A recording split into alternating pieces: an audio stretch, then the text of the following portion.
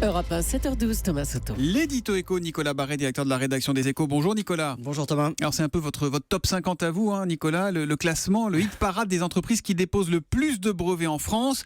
Et cette année, le champion, c'est Valeo. Et énorme performance en effet de cette entreprise qui est un des leaders mondiaux des équipements automobiles. Il a détrôné le groupe PSA. On peut d'ailleurs y voir un symbole, l'innovation, les systèmes, vous savez, pour les voitures autonomes, pour la réduction des émissions de CO2, etc.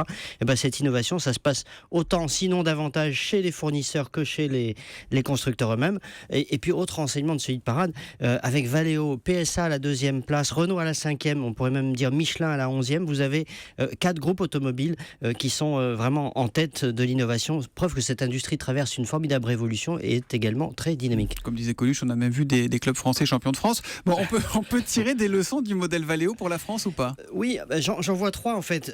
D'abord, Valeo, c'est la preuve que l'industrie française peut réussir dans un monde de frontières ouvertes, contrairement à ce que plaide Madame Le Pen. L'ouverture, c'est même ce qui a fait son succès.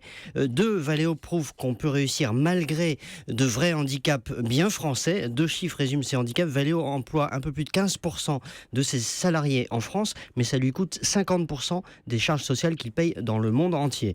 Donc c'est 15% en France, lui coûte 50% des charges. Voilà, donc quand on vous dit qu'on a un petit problème du côté des charges salariales, ben voilà, vous en avez la preuve. Cela dit, ce problème peut être géré à condition d'être vraiment à la pointe de l'innovation, et la conclusion est évidente, Thomas. Un pays avancé comme la France peut évidemment maintenir un système social généreux à condition de rester ouvert, de savoir attirer les talents du monde entier et de se mesurer aux autres plutôt que de fermer les frontières. Nicolas Barret, directeur de la rédaction des Échos, qu'on retrouvera demain matin. À demain, Nicolas.